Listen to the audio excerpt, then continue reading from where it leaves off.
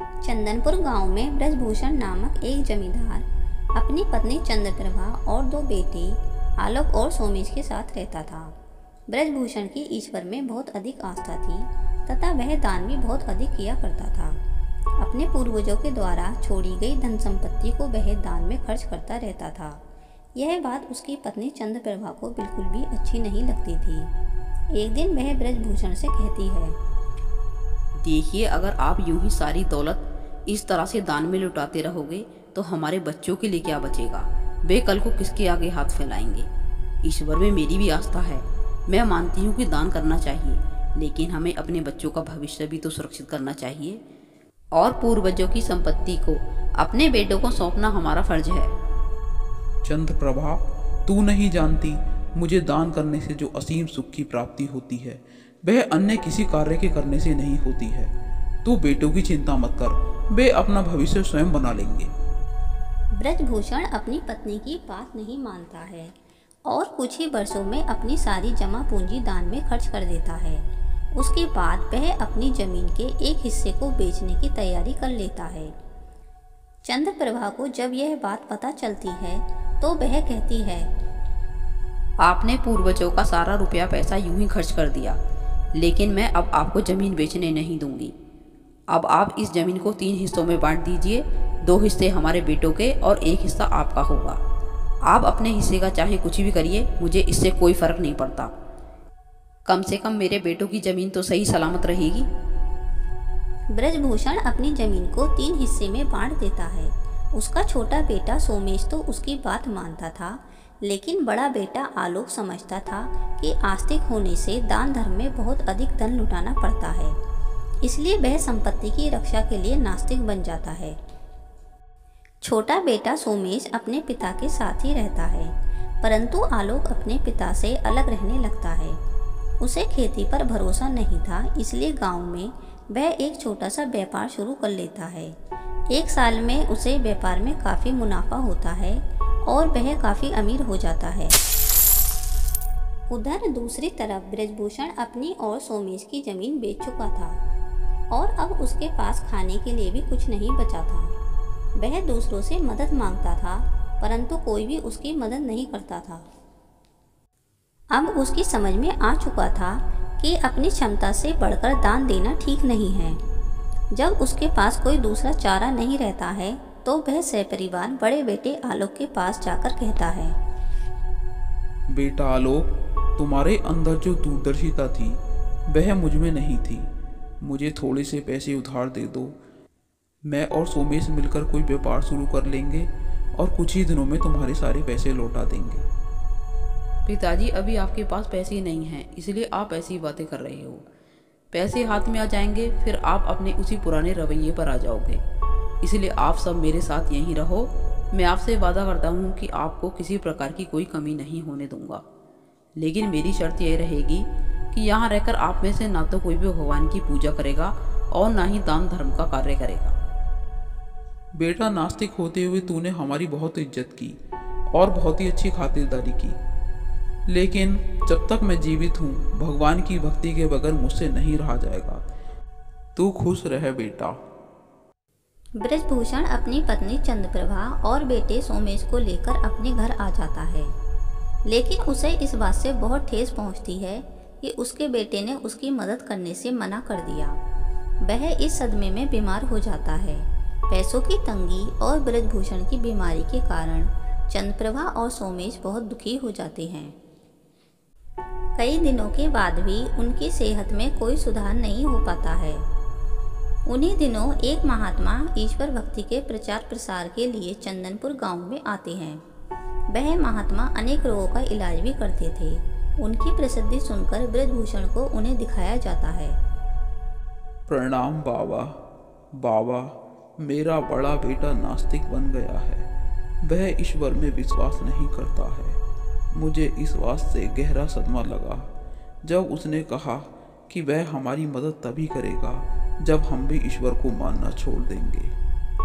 ब्रजभूषण, तुमने अपने बेटों को उनका हक न देकर उनके साथ अन्याय किया है। अगर तुम अपने पुरखों की संपत्ति को इस तरह खर्च नहीं करते तो हो सकता है तुम्हारा बेटा आज नास्तिक नहीं बनता। बाबा, मैं अपनी गलती मानता हूँ।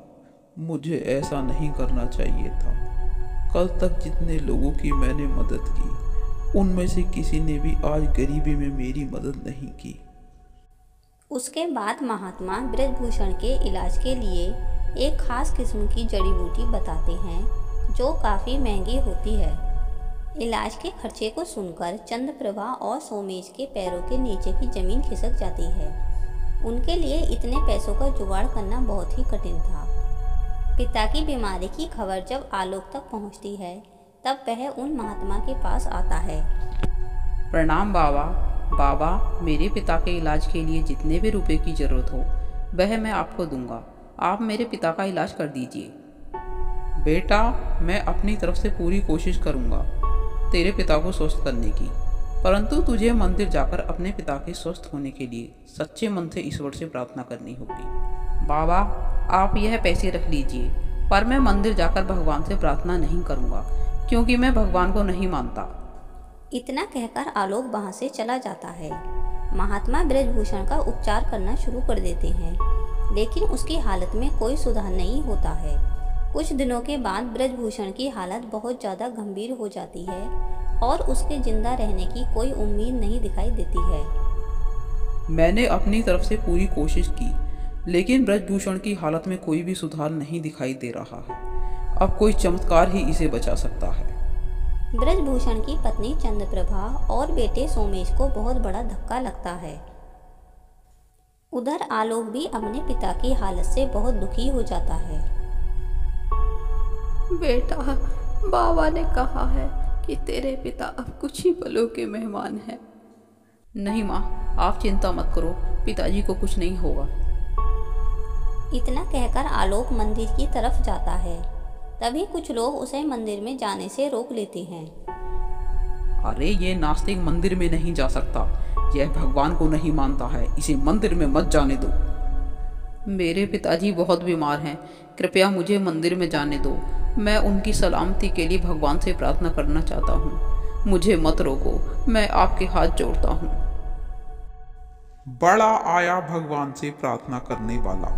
भाइयों, इसके कदम मंदिर में मत पड़ने देना, न दान का न धर्म का। आलोक मंदिर में जाने के लिए सबके आगे गिड़गिड़ाता रहता है, परंतु उसे मंदिर में प्रवेश करने नहीं दिया जाता है। निराश होकर वह मंदिर के बाहर ही खड़ा होकर भगवान से प्रार्थना करने लगता है। हे भगवान, आप सभी जगह हो, कण कण में आपका वास है। इन लोगों ने मुझे मंदिर में नहीं जाने दिया, इसलिए मैं आपसे यहीं खड़ा होकर प्रार्थना कर रहा हूँ कि मेरे पिता को बचा लीजिए। मैंने आपकी सत्ता को नकार कर बहुत बड़ा अपराध किया है। मुझे क्षमा कर दीजिए भगवान। मेरी इस गलती की सज़ा मेरे पिता को मत दो। यदि मैं अपने पिता से सच्चा प्रेम करता हूँ और मेरी प्रार्थना में सच्चाई है, तो आप मुझे निराश नहीं करोगे और मेरी प्रार्थना अवश्य स्वीकार करोगे। तभी अचानक से बादल आ जाते हैं और बारिश शुरू हो जाती है, लेकिन आलोक वहीं खड़ा रहकर भगवान से प्रार्थना करता रहता है।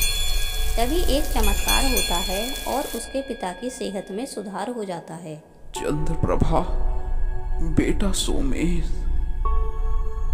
उसके बाद सोमेश आलोक को ढूंढने जाता है और उसे इस तरह से देखकर दंग रह जाता है। भैया, आप यहाँ? आपकी प्रार्थना भगवान ने सुन ली है। पिताजी अब ठीक हो गए हैं, आप मेरे साथ घर चलिए।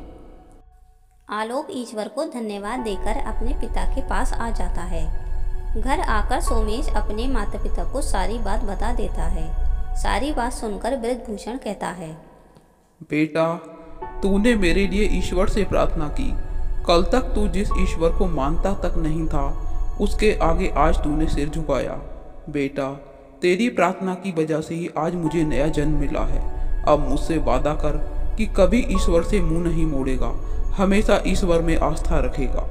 पिताजी, मैं आपसे वादा करता हूँ कि हमेशा ईश्वर में सच्ची श्रद्धा और विश्वास रखूँगा।